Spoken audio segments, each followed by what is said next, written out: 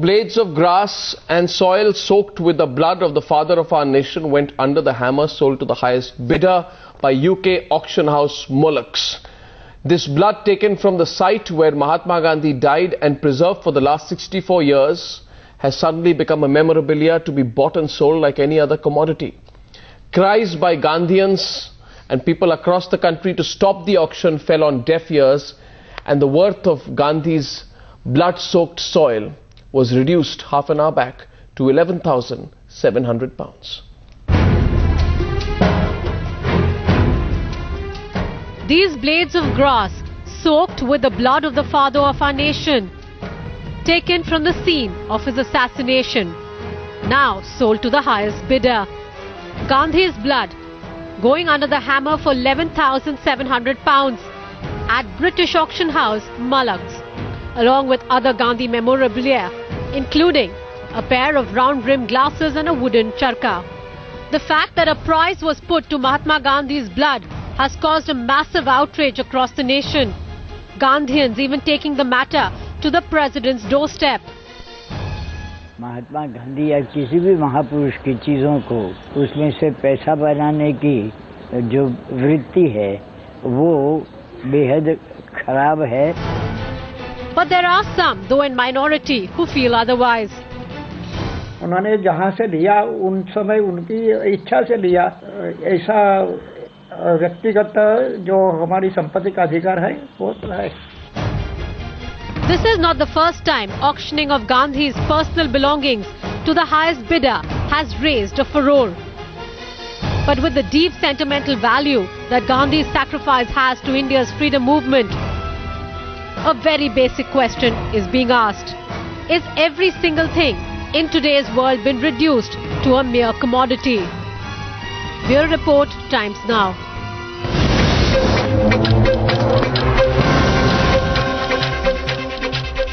From Bangalore tonight, I'm joined by the chairman and managing director of Bid and Hammer Auctioneers. He's got nothing to do with this particular auction, though, tonight. He supports what has happened in London. Dr. Sudarshan Iyengar is Vice Chancellor of Gujarat Vidyapeeth in Ahmedabad. Prahlad Kakkar is with us. He's the head of Genesis Films, well-known ad guru, communications expert. Alec Padamsee, also joined by Rajiv Vora, chairman of the Swaraj Peeth Trust. My first question is to Tara Gandhi Bhattacharya, Mahatma Gandhi's great-granddaughter. Tell me, Ms. Bhattacharya, you've heard about this auction at Mullocks.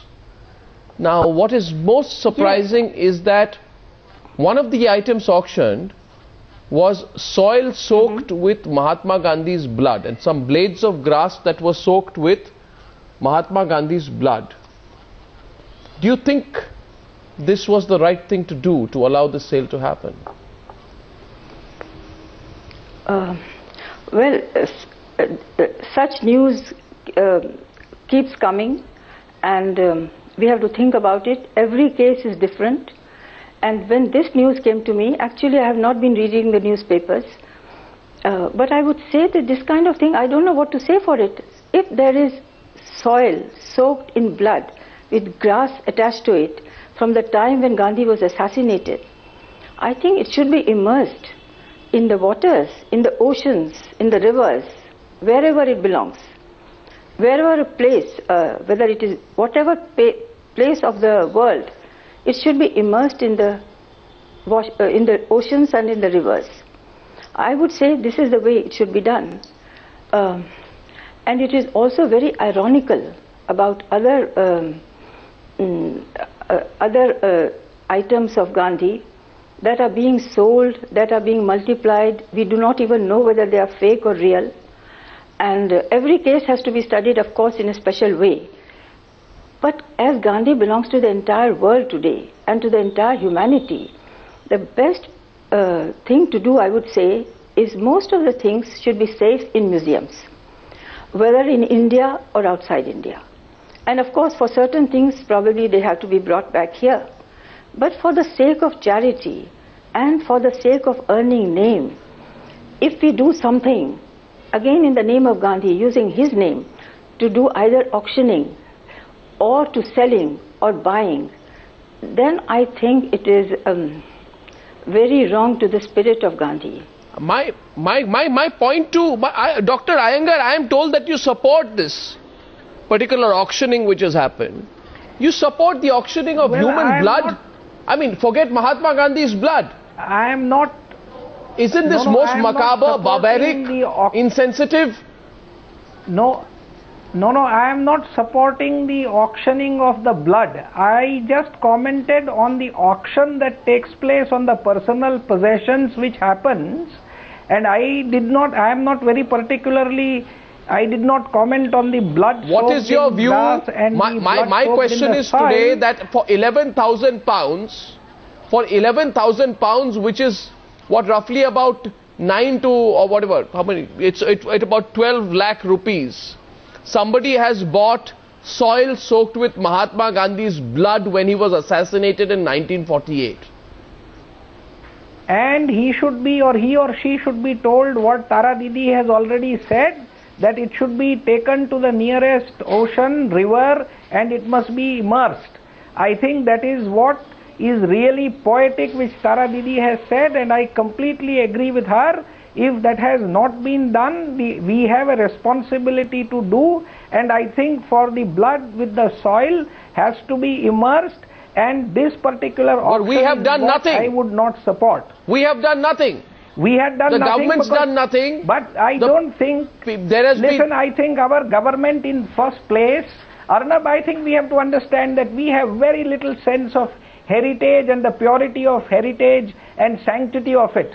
The state should have moved not today. The state should have moved 40 years back, 50 years back when this happened. We should have slowly collected all that is there in the name of the father of the nation from the world. And we should have done good justice. Like Tara Didi said, why does anyone have to be reminded? The government says we took Herculean efforts in getting back Mahatma Gandhi's sandals along with a supper bowl and other personal effects in 2009. My question tonight is this: I want to know what defences exists. Let me get you in, Mr. Maher Dadha, who is the chairman of Bid and Hammer Auctioneers. If you had an opportunity, would you auction soil soaked with Mahatma Gandhi's blood, sir? No. As an auctioneer, no, I would never do that. And but what has happened is in UK. But let me tell Arnab one thing, that the sentiments in India and the sentiments in European countries would be totally different. I agree with the overall sentiments that Indian government should have taken all the efforts to preserve Gandhi's memorabilia right from the day he was assassinated, and should have been preserved in the national museums. I will give a very small example. 2 years back, I was approached by a temple in Bangalore to conduct an auction of a temple which was demolished. I, being an Indian, being a Hindu and a Jain, and I just was sentimentally attached to it, and I said, but nevertheless, they had decided to demolish the temple and the contents would have been sold. I said, look, if it is to be sold, it has to be preserved within the country by the community people, make a museum out of it, or if that is the lookout. And we made a public call to that effect, and I, as an auctioneer, said, I will not take any commission or premium on the sales of those items.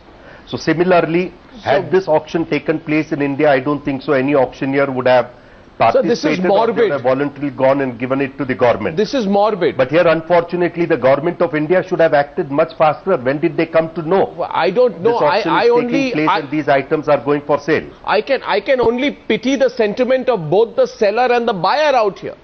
Both the person who sells soil soaked with Mahatma Gandhi's blood, Prahlad Kakkar, and the person who buys it. Well, for him, you know, you should also appreciate the fact that he has preserved it for last 60 years. So and if he's selling it, what's wrong in it? What's wrong in it? Let Government of India bid and buy it. One second. You sell human blood of a dying man, soaked in blood, that too of Mahatma Gandhi, and you commoditize it. You are not treasuring it. You are using it as a commodity. You are using it like you would use bullion. But I'm sorry. You can't control people who are outside India, who are not under the purview of Indian law or Indian sentiments. But you justified it, Mr. Dada. You said what's wrong with it? No, I never said that. I said if they have sold it, government should have bid and taken it. You cannot withdraw. I am not talking about the most make a request. Sir, I am not talking about whether it's legally right or wrong. I am talking about whether it's morally right or wrong. Morally or legally or not, the fact is morally that also you cannot trust the morality cannot be imposed on somebody outside the country or who does not have sentiments for India. For the last 40, 50 years. Now, the point is that he put a notice out in the newspapers announcing the fact that he has this and he wants to get rid of it, and if anybody has an offer or anybody has a good idea about what to do with it, then he is quite willing to negotiate or talk to them. The fact was that nobody actually offered to either buy it. So he sells it? Obviously.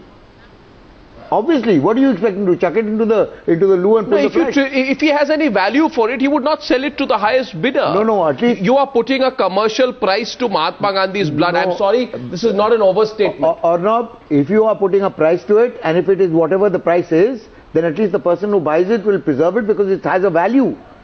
The person is not buying it. It doesn't seem that the government of India or anybody in this country has a value. One second. Your argument is completely flawed. Not at all. And I'll tell you why your argument is flawed. Because a person who buys soil soaked in Mahatma Gandhi's blood for a price, at least he values it. He's valuing it like he would value a painting which he hopes to sell at a higher price another day. Doesn't matter, but at least he's going to preserve it. You are selling the relic of the death of the father of the nation. The government of India does not even value it for that much. Forget the government of India.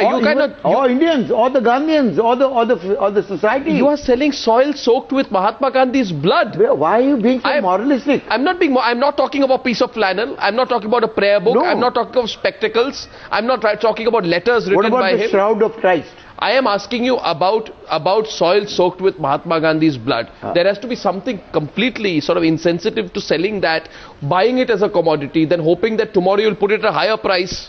Let's get in another voice. So how do you know that it's going to be sold for higher? I want to get in Rajiv Vora. Rajiv Vora, what do you make of the argument Prahlad Kakkar is putting tonight? Rajiv, they're coming to you. I'll come after that. Yeah, I think the whole argument about selling is only secondary. First matter is whether this is authentic. And supposing that it is Mahatma Gandhi's, then what Tara Bhattacharya has said, that is the perfect thing to do. Because look, whether a European thinks in one way or Indian thinks other way, that is a different matter. That is not the point here. I mean, even the auctioneer and the seller and the buyer, all three parties should think that this belongs to Mahatma Gandhi. It is Mahatma Gandhi's blood. And Mahatma Gandhi belonged to a particular tradition, particular nation. He had his own ideas also about everything that belonged to him. He made a particular will also. But when it comes to blood, things which are biological to him, then that should be consigned to flame. And which is not to be consigned to flame as ashes, then you immerse them in the waters, Ganges or the ocean. This is the only thing to be done, because it is not only matter of sentiment. It is morbid. It is blasphemy. It is blasphemy. So immoral. And who knows whether that is. Why did this gentleman first of all kept this blood for 64 years, and suddenly he comes up only 15 days back we'll hear that there is something like this, and within 15 days there is an auction. While we are debating, the auction has already taken place. There is no space. There was no space to stop this morbid action. This is very immoral action. Why did nobody go to court? I'm asking tonight. I'm asking you. Why? No, because Gandhi signed a will. Didn't he sign a will? He signed a will in 1940. Which said, look in his, which said, I do not believe. One second, Gandhi in the wills wrote, I do not believe I have any property. Anything which by social convention or in law is considered mine, anything movable or immovable, books, articles, etc., I endow to the Navjivan institution. That belongs to Navjivan, yes. Yeah, whom I hereby declare as my heirs. So, selling any item belonging to Gandhi is illegal, and selling his blood is completely illegal and unacceptable and morally decrepit. So why I think, take it up? Look, Arnab, I think this steps should be retraced. There should be a pressure put on all the three parties and now the buyer. I think a moral pressure should be put on him to revert this back to India and most probably to the family members of Mahatma Gandhi, so that they can go to the Ganges or to the ocean and immerse it. I think this should be done in a most honorable and respected manner, because this belongs to Mahatma Gandhi. The one who has bought it must have bought it out of certain sentiments. He would have also good sentiments about Mahatma Gandhi. How do we know? How do we know that? And I think. How do we know? Yeah, we don't know, but we give him the benefit of doubt. Only giving them benefit of doubt. But point is that the moral pressure or even a political pressure should be put on him to revert this back to India, and it should be immersed. I want to get in Alec Padamsee here, who's been listening on patiently. I have a point here. Sir, I'll come to you, Dr. Iyengar. I just want to get Alec Padamsee, who hasn't spoken yet. Yes, Alec. Sure. Well, I would say